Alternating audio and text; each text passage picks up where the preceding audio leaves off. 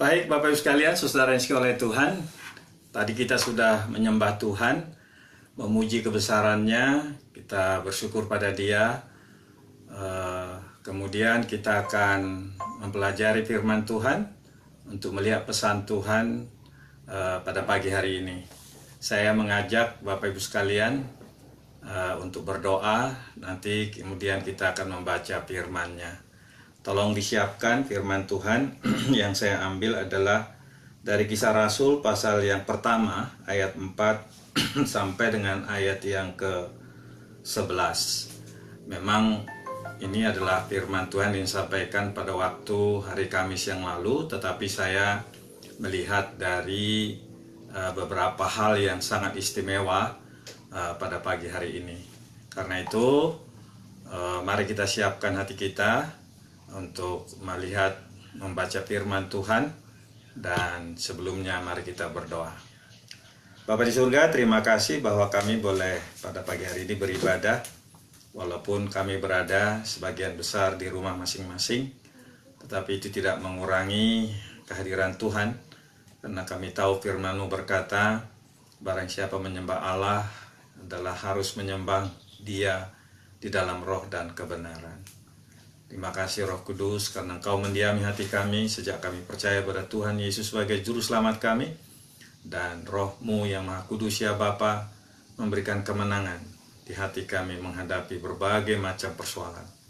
Dan kini tiba saatnya bagi kami, jemaat-Mu, untuk membaca dan mempelajari firman-Mu. Permuliakanlah nama-Mu Bapa, di dalam nama Tuhan Yesus kami sudah berdoa. Amin. Kisah Rasul pasal yang pertama, ayat yang keempat sampai dengan 11. Pada suatu hari ketika ia makan bersama-sama dengan mereka, ia melarang mereka meninggalkan Yerusalem dan menyuruh mereka tinggal di situ menantikan janji Bapa. Yang demikian katanya, telah kamu dengar daripadaku, sebab Yohanes membaptis dengan air, tetapi tidak lama lagi kamu akan dibaptis dengan Roh Kudus.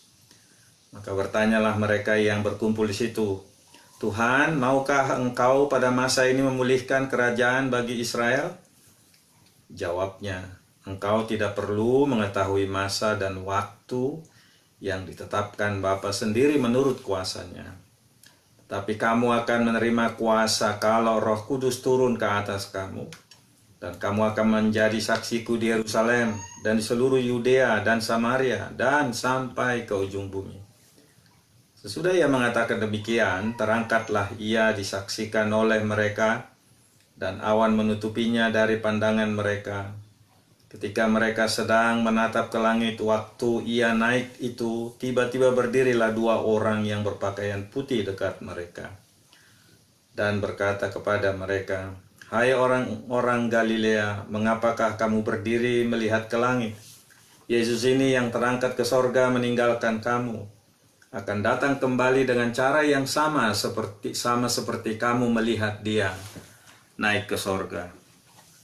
Demikianlah pembacaan dan perenungan firman Tuhan, dan berbahagialah kita yang mendengarkan dan menghayati serta melakukan firman Tuhan. Bapak Ibu Saudara yang dikasihi oleh Tuhan, hidup ini pada dasarnya seringkali diwarnai oleh konflik, ya, oleh pertentangan. Seringkali di dalam kehidupan, kalau kita berjalan berdua, apakah itu perjalanan ini adalah perjalanan misalnya bekerja berdua, atau membangun persahabatan berdua, ataupun berkeluarga, suami istri membangun rumah tangga, selalu ada yang namanya konflik, ya, konflik keinginan. Yang satu ingin misalnya melakukan sesuatu pada hari ini, yang lain merasa itu belum waktunya, itu tidak terlalu penting. Juga bisa terjadi di kalangan keluarga di mana anak ingin keluar untuk menikmati rekreasi, seperti masa-masa sekarang ini kan masa Covid di mana orang lockdown, mungkin anak-anak pengen keluar rumah. Keinginan itu ada, tetapi kemudian orang tua mengatakan tidak, tunggu saja sampai situasinya reda. Dan kalau misalnya anak langsung memiliki keadaan itu, tentu bisa mereka menikmati keadaan yang tenang dan sejahtera. Tapi kalau salah satu misalnya memaksakan, anak itu memaksakan keinginannya lalu menangis, meronta, ya, merengek-rengek, tentu orang tua harus kerja ekstra untuk menenangkan anak itu dan memberikan perhatian. Jadi Bapak Ibu sekalian, di dalam kehidupan ini, dalam mengikut Tuhan juga, seringkali kita berhadapan dengan masalah-masalah yang menurut kita adalah itu sebuah kebutuhan. Menurut kita itu adalah sebuah keharusan. Tetapi ternyata menurut Tuhan tidak demikian. Ada keinginan Tuhan, ada keinginan diri kita sendiri yang kadang-kadang berlawanan. Tuhan maunya kita seperti dikatakan dalam Matius pasal yang ke-5 ayat yang ke-8. Berbahagialah orang yang suci hatinya karena mereka akan melihat Allah. Berarti inginnya Tuhan supaya kita menjaga kesucian hidup. Kesucian dalam pikiran, kesucian dalam perkataan, kesucian di dalam hati kita. Membebaskan diri kita dari hal-hal yang najis. Ya. Kenajisan itu tidak selalu karena makanan dan minuman, tetapi juga pikiran yang jahat pun adalah sebuah kenajisan. Pikiran cabul pun adalah sebuah kenajisan. Firman Tuhan berkata, berbahagialah mereka yang suci hatinya karena mereka akan melihat Allah. Tetapi keinginan kita berbeda. Masa bodoh. Ya, ngapain menjaga kesucian hari-hari ini? Ya, apa untungnya melihara kesucian? Emangnya kalau nggak melihat Allah, ada apa? Gitu. Itulah keinginan kedagingan kita sebagai manusia seringkali tidak mau untuk mengikuti apa yang Tuhan mau. Tuhan mau kita supaya murah hati. Tuhan Yesus berkata, berbahagialah mereka yang murah hati karena mereka akan beroleh kemurahan di dalam Matius pasal 5 ayat yang ke-7. Tetapi kedagingan kita berkata, kalau murah hati nanti habis uang kita dikasih kepada orang lain, biar saja mereka bekerja. Kenapa sih harus murah hati, harus menolong? Zaman sekarang orang harus mengirit. Zaman sekarang orang mikirin dirinya sendiri dulu. Nanti aja urusan orang lain. Padahal firman Tuhan berkata, berbahagialah mereka yang murah hati karena mereka akan selalu beroleh kemurahan. Tetapi lagi-lagi keinginan kita mengatakan, itu terlalu berat masa kini, nanti saja. Kalau kita sudah berlimpah hidupnya, baru memikirkan hal-hal seperti itu. Dan firman Tuhan juga berkata misalnya keinginan Tuhan di dalam Matius pasal yang ke-5, ya, ayat yang ke-5 dikatakan berbahagialah mereka yang lemah lembut karena mereka akan memiliki bumi. Lemah lembut, kedagingan kita berkata tunggu dulu, nanti aja itu lemah lembut. Kenapa sih sekarang ini bukan zaman lemah lembut? Zaman sekarang adalah zaman tegas, zaman keras.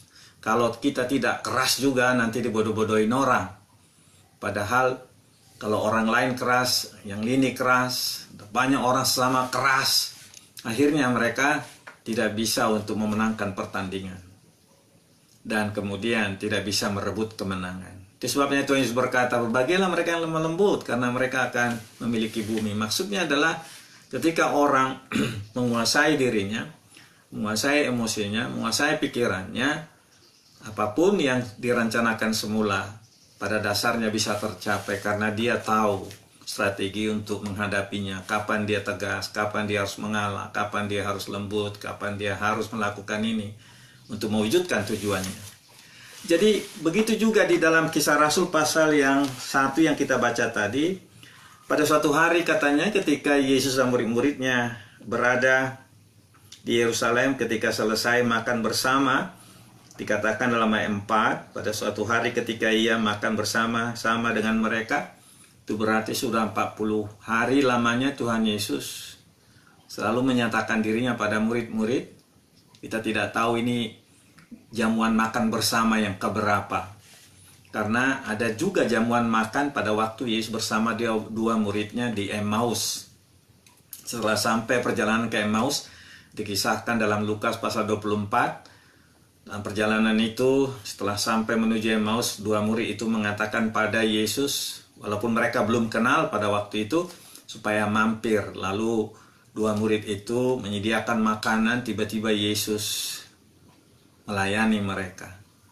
Dan saat itu mereka baru tahu bahwa yang sejak pagi menyertai mereka di jalan adalah sang guru mereka. Tapi dikatakan tiba-tiba Yesus sudah tidak ada lagi di hadapan mereka. Kemudian ada lagi di Yohanes pasal yang ke-21. Ketika Yesus menemui murid-muridnya. Yang semalam-malaman mereka menangkap ikan, ada 7 orang dipimpin oleh Rasul Petrus. Dan kemudian pagi itu Yesus berkata, "Hai anak-anak, adakah lauk pauk pada kamu?" Mereka bilang, "Tidak ada, kami sudah semalam-malaman bekerja, tak satu ekor pun, yang kecil pun tidak dapat." Tetapi Tuhan Yesus berkata, "Sebarkanlah jarimu ke sebelah kanan," katanya. Lalu kemudian mereka tebarkan, dapatlah tangkapan yang besar-besar ikannya, dihitung 153 ekor. Ketika mereka membawanya ke darat, di sana sudah ada api, sudah ada ikan bakar, ya, sudah ada juga roti. Dan kemudian murid-murid itu yang semalam-malaman sudah capek dikasih makan oleh Tuhan. Setelah makan bersama, lalu dia memberi petunjuk kepada Rasul Petrus supaya dia terus bersama kawan-kawannya menggembalakan orang-orang yang percaya kepada Tuhan Yesus. Jadi di sini juga dikatakan pada suatu hari ketika ia makan bersama-sama dengan mereka. Kalau itu berarti di sini makanan yang terakhir, jamunan yang terakhir sebelum Yesus terangkat ke sorga. Berarti ini ada satu momentum yang sangat penting karena ini akan ada perpisahan. Dan pertemuan itu akan lama. Bahkan para murid yang melihat Yesus terangkat ke sorga pun sudah tidak ada.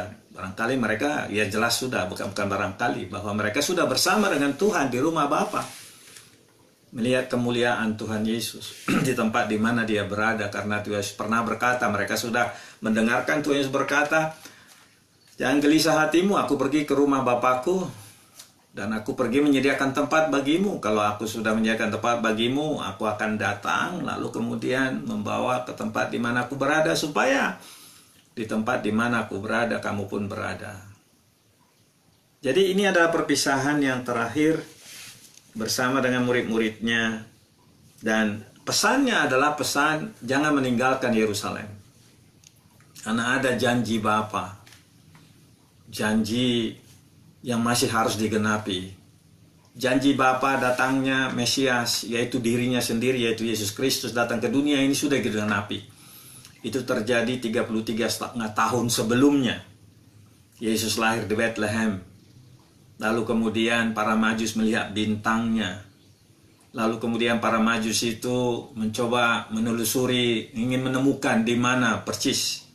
Ya, di atas bangunan mana, di atas rumah mana bintang itu berada. Lalu mereka pergi ke istana Herodes. Lalu berjumpalah akhirnya para Majus berjumpa dengan Tuhan Yesus. Janji Bapa sudah digenapi. Janji Bapa bahwa anak tunggalnya yang maha kudus itu, yang disebut anak domba Allah, putranya yang maha mulia itu, atau Allah yang menjadi manusia dalam Yesus, kemudian dia sudah mengerjakan pengampunan dosa bagi umat manusia, bagi saudara dan saya juga. Dan itu sebabnya di kayu salib Yesus berkata, sebelum dia mengatakan, "Ke dalam tanganmu Bapa aku serahkan nyawaku," dia berkata, "Sudah selesai." Janji Bapa sudah digenapi, datangnya Yesus. Saudara, kita berterima kasih bahwa ada Bapa yang selalu memenuhi janjinya. Janji-janji Allah Bapa, janji-janji Tuhan Yesus pun yang dikatakan dalam Alkitab patut kita pegang. Janji Allah. Satu lagi dikatakan di sini adalah bahwa janji itu disampaikan oleh Yohanes Pembaptis yang mendahului Tuhan Yesus 3,5 tahun sebelumnya. 3,5 tahun sebelum Yesus bersama murid-muridnya, mereka menjadi kelompok yang dilatih oleh Tuhan. Dan di Sungai Yordan, saat Yohanes membaptiskan banyak orang, lalu Yesus datang, lalu kemudian tiba-tiba Yohanes melihat penglihatan di langit bahwa dia tahu yang datang menemui dia adalah Mesias yang dijanjikan itu. Dan Mesias itu minta dibaptiskan, malah Yohanes Pembaptis berkata, "Akulah yang harus engkau baptis." Bukan, kita harus memenuhi kehendak Bapa. Lalu kemudian dia dibaptis dan Yohanes Pembaptis melihat Roh Kudus turun dalam wujud burung merpati. Lalu dia kemudian mengatakan, "Aku membaptis kamu dengan air." Tetapi kini di tengah kamu ada dia yang membaptis, bukan hanya dengan air, membaptis kamu dengan Roh Kudus, membaptis kamu dengan roh dan api. Itulah dikatakan ayat 5. Tuhan Yesus mengulangi apa yang dikatakan Yohanes Pembaptis. Sebab Yohanes membaptis dengan air, tetapi tidak lama lagi kamu akan dibaptis dengan Roh Kudus. Kalau saudara membaca Matius pasal yang ketiga ayat 11, dikatakan di sana bahwa Yohanes berkata, membuka tali kasutnya pun aku tidak layak, dan dia akan membaptis kamu dengan api dan Roh Kudus. Atau tepatnya saya bacakan begini, aku membaptis kamu dengan air sebagai tanda pertobatan, tetapi yang datang kemudian daripadaku lebih berkuasa daripadaku, dan aku tidak layak melepaskan kasutnya. Ia akan membaptis kamu dengan Roh Kudus dan dengan api. Nanti kita lihat ya di Kisah Rasul pasal yang kedua, ya, hari Minggu yang akan datang kita memperingati turunnya Roh Kudus.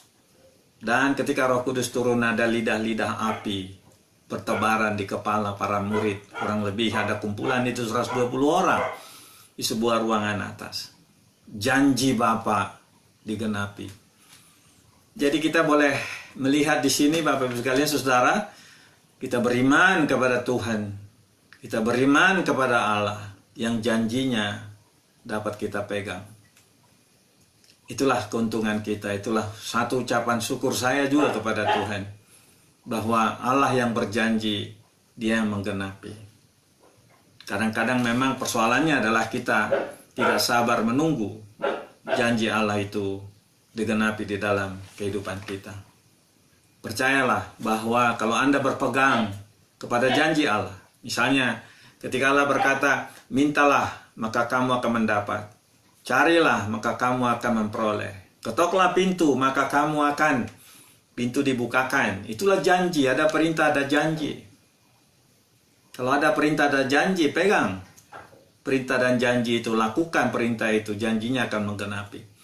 Sama juga dikatakan dalam Matius pasal 6 ayat 33, carilah dahulu kerajaan Allah dan kebenarannya, dan semuanya itu yang kita khawatirkan soal makanan, soal minuman, soal pakaian, soal hari esok, bagaimana setelah COVID ini berlalu, pemulihan ekonomi yang kita khawatirkan, dan banyak orang mengkhawatirkan. Tapi Yesus berkata, carilah dahulu kerajaan Allah dan kebenarannya.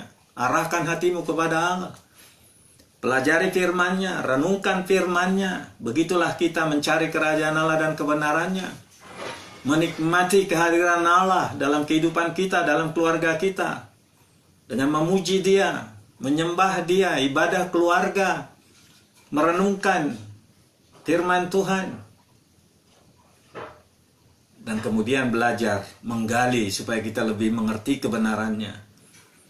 Ketika itu terjadi, hati kita tenang, damai.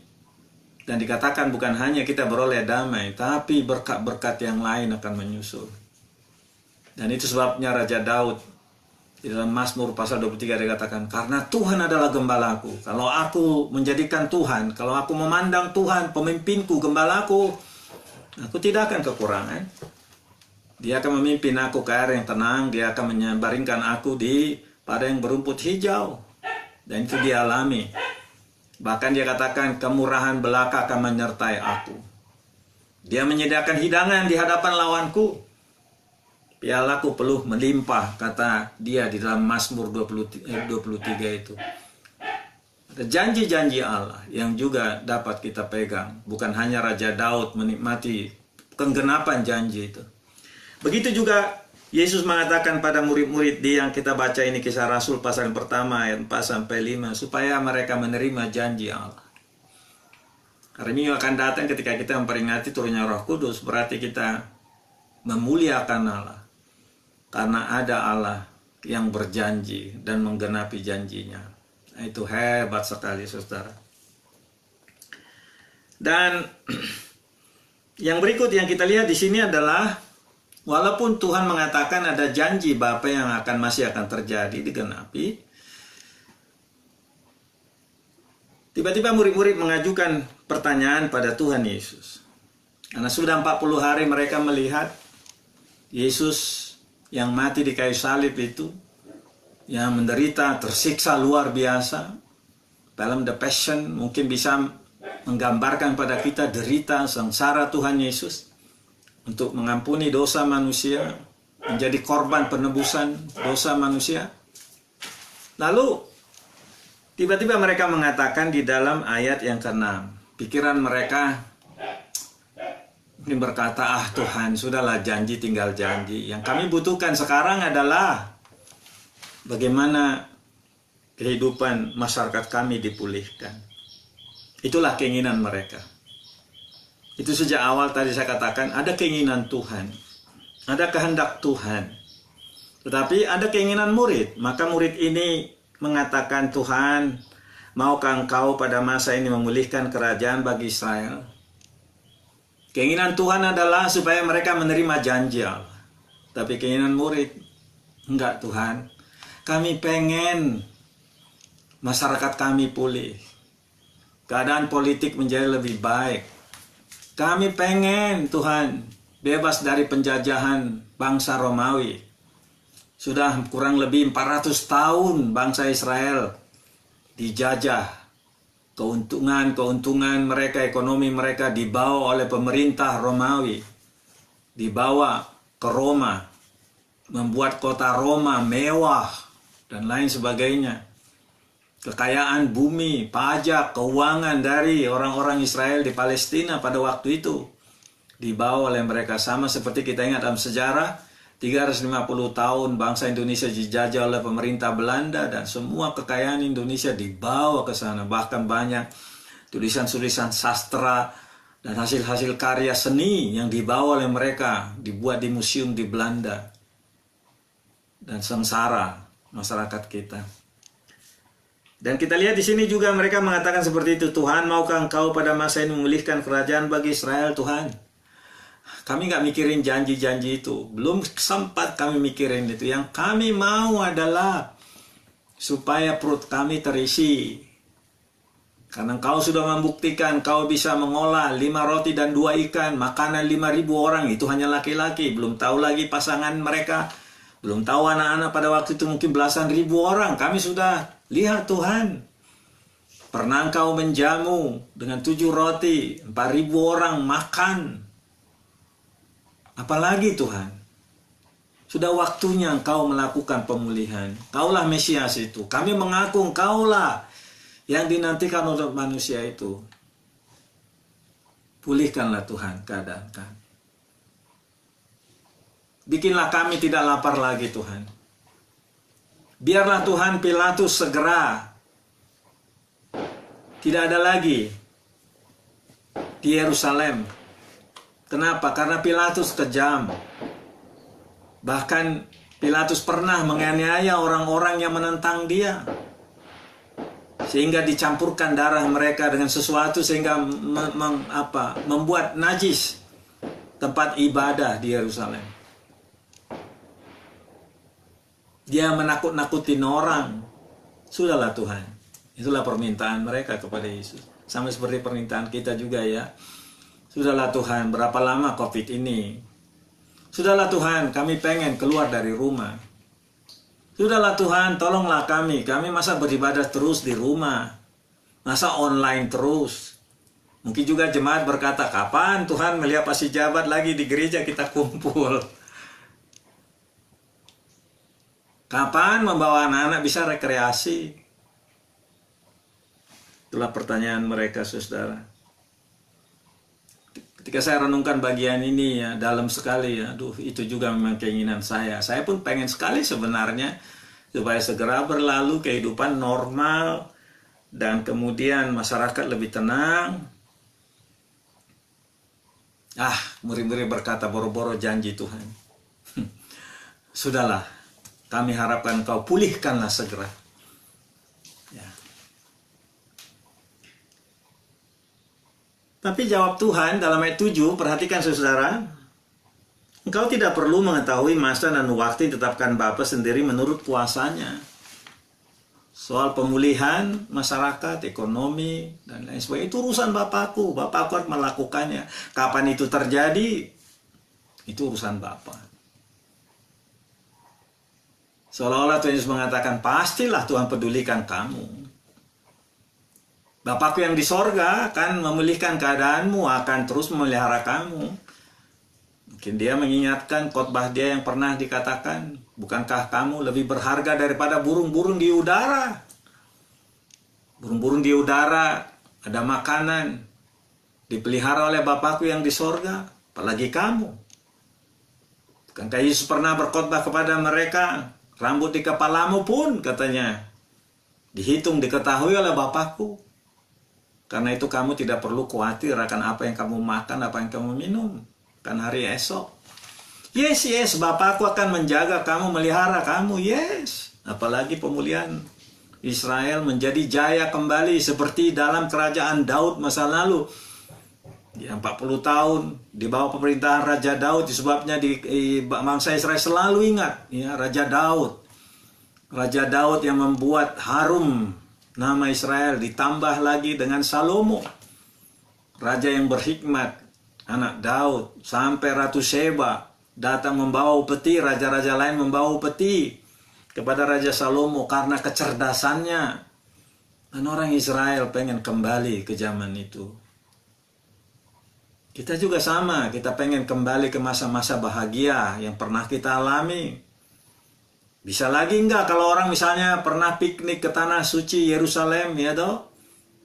Mungkin pengen lagi pergi ke sana, atau pergi piknik lagi, ya. Mungkin pergi kemana, bisa kunjungan lagi, ya, rekreasi lagi, kumpulin duit lagi. Mungkin ada di antara saudara juga yang sedang memikirkan itu, nanti habis COVID kita lagi pergi lagi ya, supaya kita makan-makan lagi, barangkali bisa lagi pergi ke Bangkok lagi, atau ke Kuala Lumpur lagi, atau ke Malaysia lagi, atau kemana lah, bahkan mungkin ke Australia lagi, dan seterusnya dan seterusnya. Keinginan bangsa Israel juga seperti itu, keinginan murid-murid juga seperti itu. Tapi dijawab oleh Tuhan, kau nggak perlu mengetahui masa dan waktunya. Ya. Memang ini menjadi sangat penting kita pahami. Cara Tuhan menolong kita, cara Tuhan memulihkan kita kadang-kadang tidak seperti di kasat mata. Tiba-tiba kita terheran, loh, ya kita sudah meninggalkan masa yang sulit. Tiba-tiba kita sudah pada masa yang sangat baik. Kita terkagum-kagum, lalu kemudian kita melihatkan Tuhan. Itu sebabnya dikatakan dalam ayat 7, engkau tidak perlu masa dan waktu.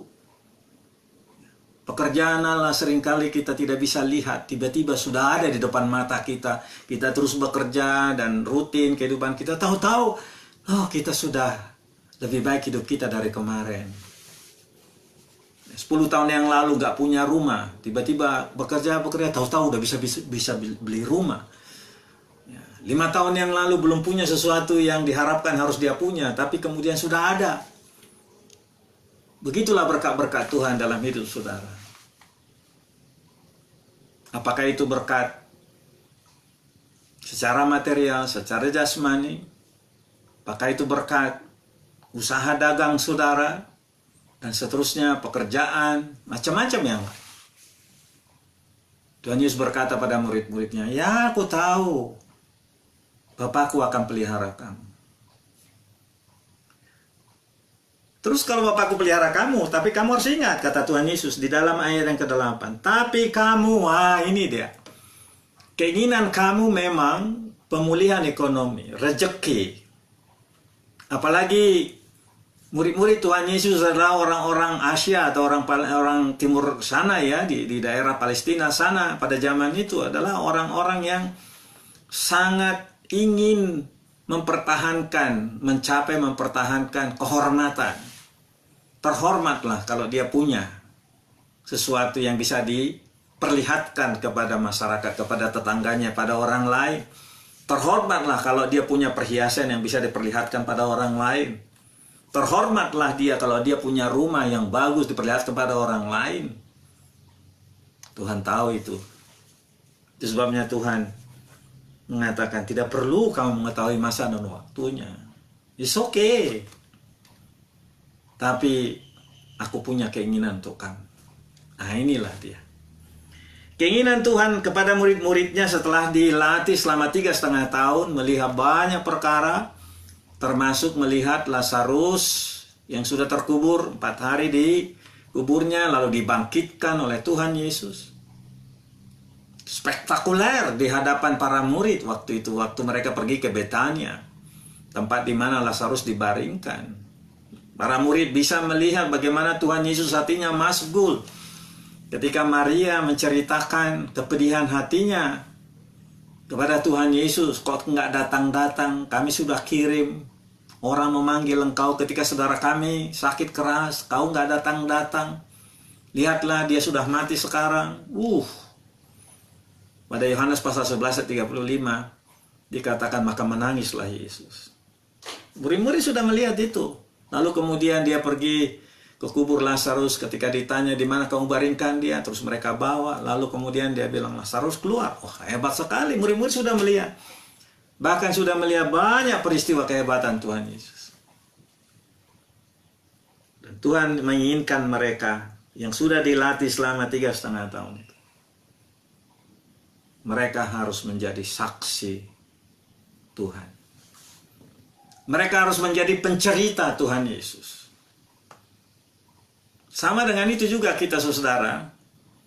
Di zaman ini, di masa COVID ini, kita diizinkan Tuhan mengalami ini supaya kita juga menjadi saksi. Bagaimana kita menghadapi masa sulit ini?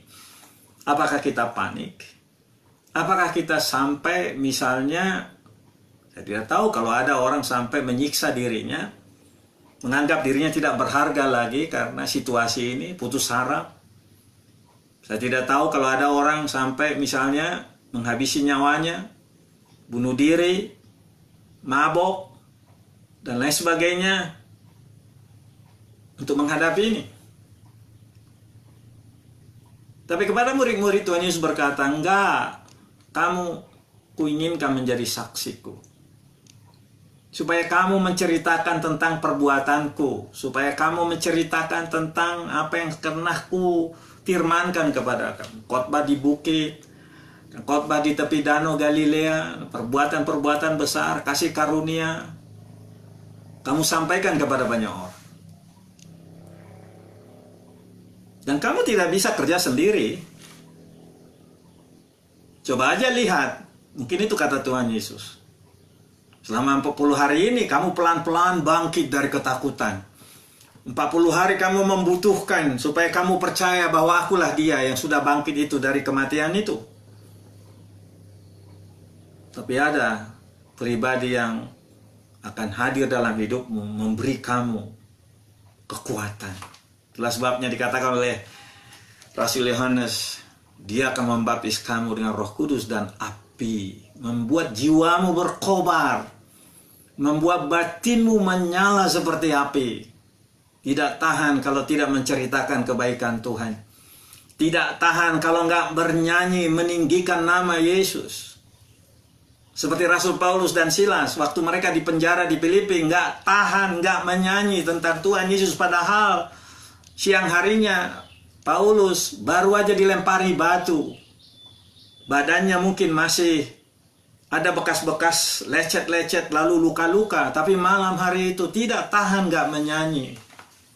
Dan itu membuat kepala penjara akhirnya malam itu bingung dan kemudian bertanya, apa sih yang aku lakukan? Katanya, supaya aku juga percaya. Percayalah pada Tuhan Yesus. Engkau akan selamat, engkau dan seisi rumahmu.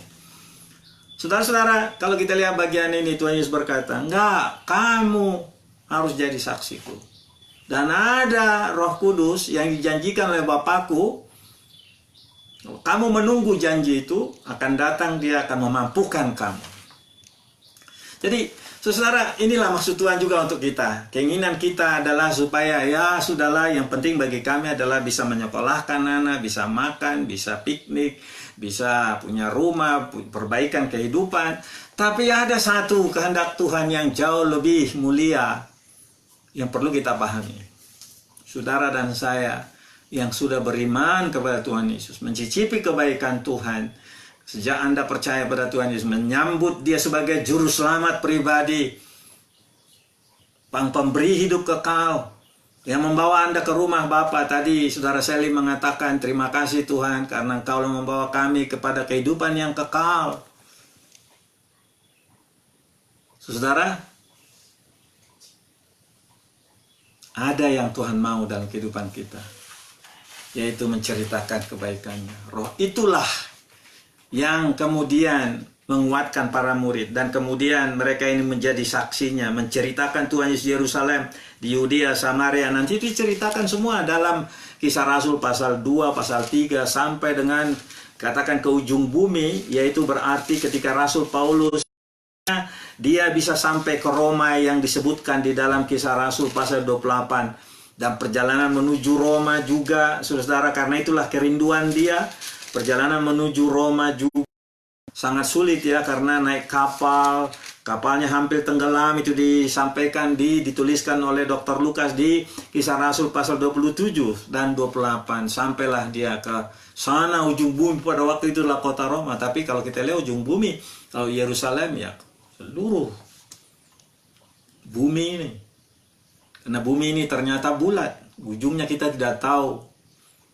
Katakanlah epicentrumnya pada waktu itu, waktu Roh Kudus datang di Yerusalem, tetapi menyebarlah berita tentang Tuhan Yesus ke Afrika bagian selatan, sampai ke daerah-daerah yang terpencil sekalipun, saudara-saudara. Apalagi zaman sekarang ini ada satelit, dan Tuhan memanggil kita bersama umatnya untuk menyanyikan kebaikan Tuhan.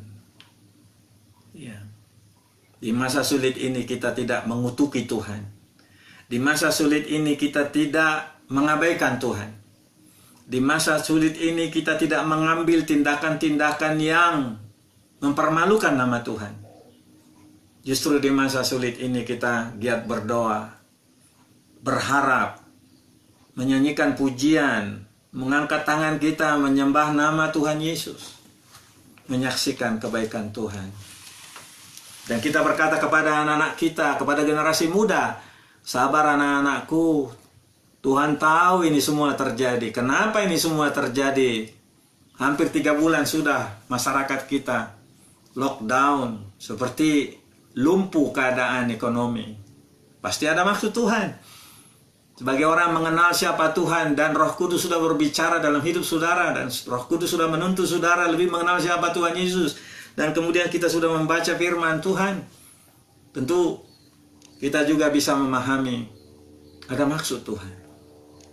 Orang yang bisa menyaksikan siapa Tuhan Yesus juga akan mirip dengan sikap Tuhan Yesus yang berkata waktu di Getsemani, kalau boleh Tuhan, biarlah cawan penderitaan ini berlalu daripadaku. Sama juga kita akan katakan, kalau boleh Tuhan, biarlah semua ini masalah dampak virus ini segera Tuhan angkat. Tapi bukan karena kekuatan kita, bukan karena kekuatan teknologi manusia.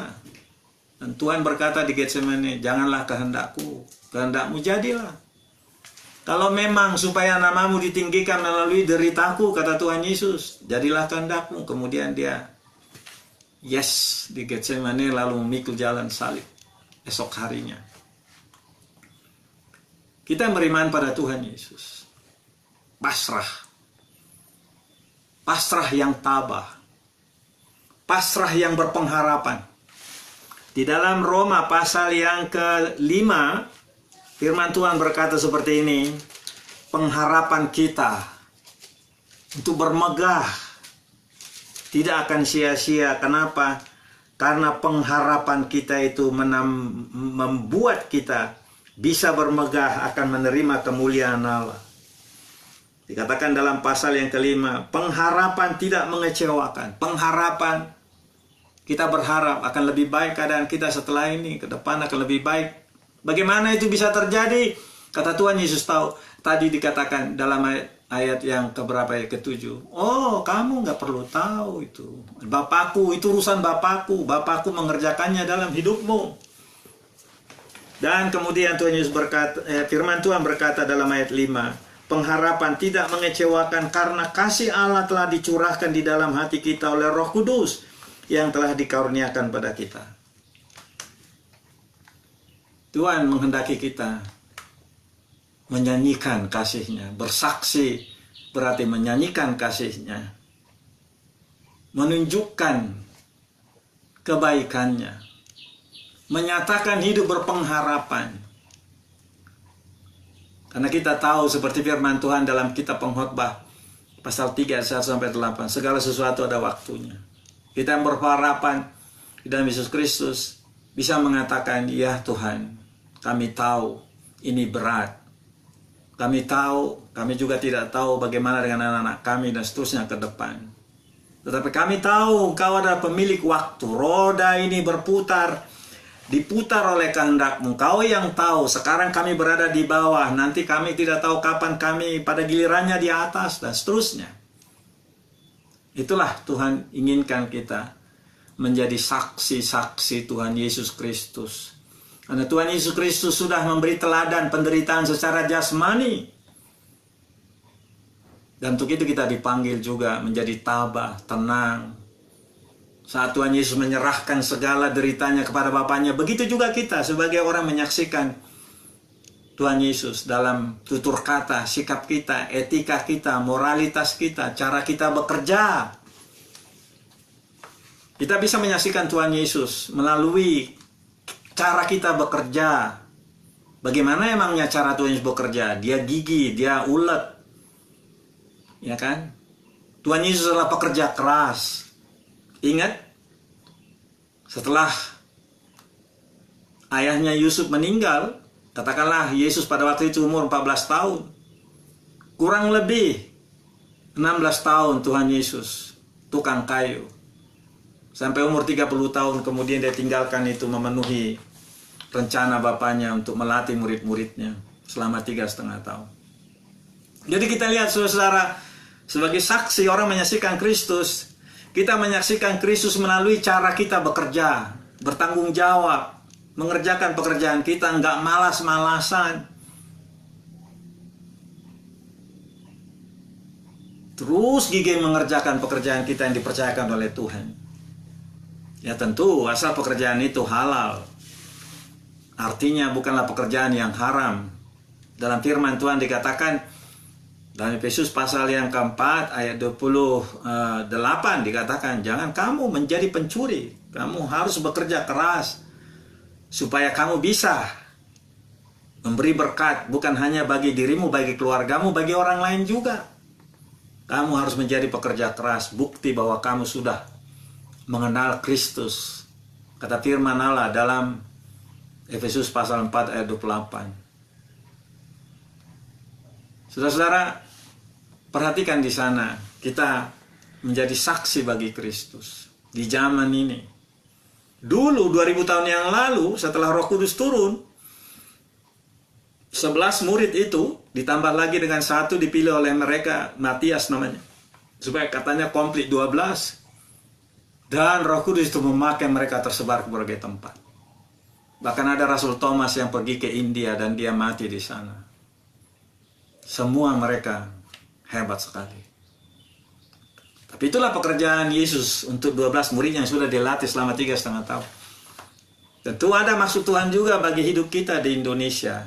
Hidup kita sebagai warga jemaat di gereja Bethel Tabernacle yang kita cintai. Tuhan menghendaki kita menjadi orang yang menyaksikan kebaikan Tuhan. Tuhan Yesus ditinggikan, Tuhan Yesus dimuliakan, nyanyian kita, pengharapan kita, doa-doa kita, berdoa syafaat untuk kota Bandung, berdoa syafaat untuk Provinsi Jawa Barat, berdoa syafaat untuk Indonesia. Karena kita hidup sebagai saksi-saksi Kristus. Menyaksikan Tuhan Yesus melalui kehidupan kita setiap hari. Jadi, janganlah konflik. Keinginan kita, pengennya kita dapat rezeki saja, hidup enak saja.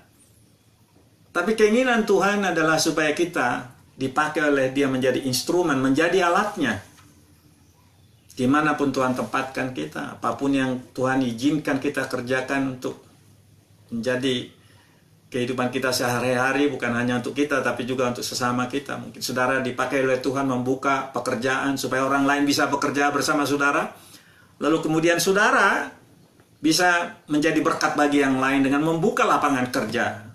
Atau membuka ruang orang lain bisa bekerja bersama dengan saudara.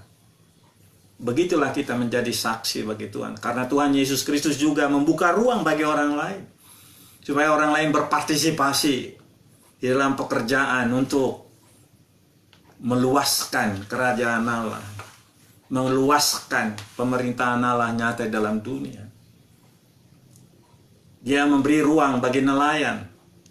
Dia memberi ruang bagi orang Matius yang bekerja di di kantor bea cukai pada waktu itu. Tuhan Yesus pergi ke tempat bea cukai itu, lalu dia bilang pada Matius, bangkit ikut aku. Segera Matius meninggalkan pekerjaannya. Tapi tidak semua murid Tuhan Yesus pemungut cukai seperti itu yang pandai menulis. Di kemudian hari ternyata Matius itu yang dipanggil itu karena mungkin dia kepintarannya menghitung dan lain sebagainya itu. Banyak orang mengatakan dialah yang menulis Injil Matius. Tapi ada juga orang lain seperti Rasul Petrus, saudaranya Yakobus, saudaranya juga Yohanes, saudaranya juga Andreas. Bahkan Yudas Iskariot masih dibuka ruang oleh Tuhan. Selama 3,5 tahun dipercayakan sebagai bendahara. Tuhan Yesus selalu membuka ruang. Tentu kita tahu Yudas Iskariot tidak menggunakan kesempatan itu, dia gagal toh. Malah dia mengkhianati gurunya. Tuhan menginginkan saudara dan saya dalam hidup sehari kita, khususnya hari ini, bagaimana kita menjalani hari-hari kita berpengharapan. Jangan putus asa, memandang kepada Yesus, karena kita dipanggil sebagai saksi bagi Tuhan Yesus.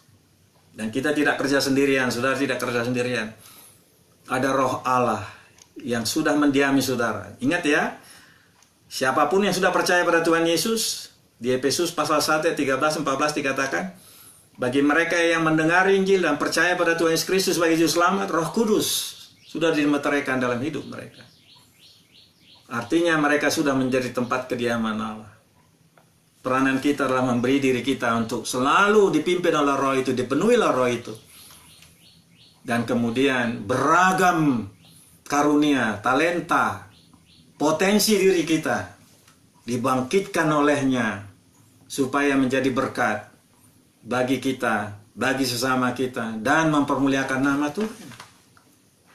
Talenta-talenta saudara menyanyi kah, membaca puisi kah, atau membuat roti kah, bikin kue kah, dan lain sebagainya, dipakai oleh Tuhan menjadi berkat bagi sesama. Dan ketika Anda melakukan itu, kita melakukan itu, kita orang lain mengenal, oh, ini adalah orang-orang yang menikmati kasih Allah dalam Yesus Kristus. Maka izinkanlah rencana Allah terjadi dalam hidup saudara. Firman Tuhan dalam Efesus pasal yang kelima, 17 mengatakan, berusahalah mengerti kehendak Tuhan, karena hari-hari ini jahat. Dalam hari-hari ada COVID ini, mari kita berusaha mengerti kehendak Tuhan. Ya, masa COVID ini sering dikatakan masa yang jahat. Kenapa? Banyak korban, gitu. Banyak yang meninggal, banyak juga yang sembuh. Tetapi mari kita dikehendaki oleh Tuhan mengerti rencana Tuhan. Pasti maksud dia adalah maksud yang baik, supaya orang berpikir ulang dan berseru kepada Dia Allah yang benar menyatakan dirinya di dalam Yesus Kristus yang Maha Kasih. Keinginan saudara supaya diberkati secara jasmani, yes, Bapakku tahu melakukan itu, kata Tuhan Yesus. Don't worry about that, kata Tuhan Yesus. Tetapi aku punya maksud untuk kalian. Kalian jadilah saksiku. Komit kepadaku. Masih banyak orang lain belum mengenal kasihnya yang setelah dia berikan di kayu salib, untuk menjadi pengampunan dosa bagi umat manusia. Karena dia berkata, akulah jalan kebenaran dan hidup, tidak seorang pun yang sampai kepada Bapa kecuali melalui aku. Sebagai umat Tuhan yang mengenal kasihnya, kita terus-menerus mengaminkan dan kemudian menyatakan ini. Yes, itulah yang diberikan oleh Tuhan kepada kita. Tuhan Yesus memberkati saudara. Mari kita berdoa. Bapa, terima kasih bahwa kami diingatkan oleh Tuhan. Tentu kami memiliki kebutuhan, keinginan kalau boleh semua ini cepat berlalu supaya kehidupan kami normal lagi, kami bisa bahkan menikmati hari-hari bahagia. Tetapi kami tahu bahwa Tuhan punya keinginan juga supaya di masa yang sulit ini kami pun, gereja Tuhan, gereja GBT, bagian dari gereja Tuhan di seluruh dunia, dibangkitkan oleh Roh Tuhan, berseru kepadamu, lalu mengizinkan kami dipakai oleh Tuhan menjadi saksi-saksi yang hidup seperti yang dikehendaki oleh Sang Juru Selamat, Yesus Kristus Tuhan kami. Ya Allah, Roh yang Maha Kudus, perbarui hidup kami, pulihkan kami, bawa kami bersemangat. Biarlah nyala apimu mengobarkan hati kami menjadi saksi bagi Tuhan kami Yesus Kristus. Terima kasih Bapa, berkati seluruh jemaat Gereja Bethel Tabernakel yang hari ini beribadah dan mendengarkan firman Tuhan ini. Dan juga teman-teman hamba, sahabat-sahabat di Facebook ini yang mendengarkan firman Tuhan di pelosok-pelosok manapun mereka. Berkatilah sahabat-sahabat hamba, sahabat-sahabat kami yang mendengarkan firman Tuhan ini. Mereka pun Tuhan, bukan hanya kebutuhan jasmani mereka dipenuhi oleh Tuhan, tapi juga mereka dimampukan Tuhan menjadi saksi-saksi hidup, lilin-lilin terang dimanapun mereka berada. Berkati anak-anak mereka, berkati pernikahan mereka, berkati keluarga mereka, berkati pekerjaan mereka. Lepaskan mereka dari belenggu kekhawatiran, kecemasan,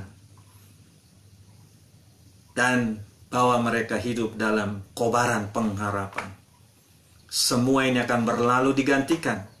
Air mata digantikan oleh sukacita di dalam Yesus Kristus. Ditinggikanlah namamu Bapa, dipermuliakan namamu Tuhan Yesus, diagungkanlah Engkau ya Roh yang Maha Kudus. Terpujilah Allah kami yang Maha Tinggi. Dalam nama Yesus kami berdoa. Amin. Silakan dilanjutkan.